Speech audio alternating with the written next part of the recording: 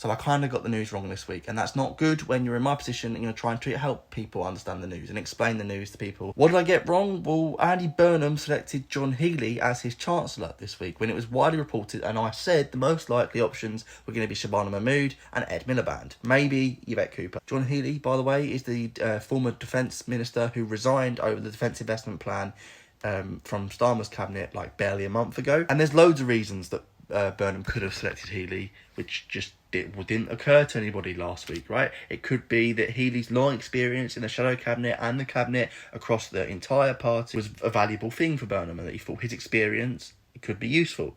He might have also thought that his experience with DIP would be useful in tackling the Treasury, as that was one of the things he resigned over. There's loads of other reasons as well, and it might even be that he just thought that Mahmood was better in her role, or that Miliband was better in his new health role. And a lot of the thinking over what Burnham's cabinet would have been still rings true. So my analysis at the end of last week was going to be that the cabinet was going to be governed or picked on three things.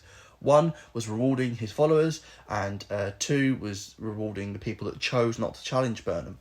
The third one would be on restoring the unity of the party. Supporters like Louise Hay and Lucy Powell have been given cabinet positions. People like Angela Rayner and Wes Streeting, who were one-time challengers of Andy Burnham, have been given positions, and overall the balance does seem to be less from the party's right and more towards its centre or centre-left. And actually the Chancellor pick itself, with Healey representing a lot of leaders from across the Labour Party, could also show that too. Okay, I got the Chancellor pick wrong, but a lot of the analysis behind the rest of the picks and the general philosophy of the cabinet, the general standing of the cabinet and what it could mean for the party in terms of a more unified and more balanced party, could still be true.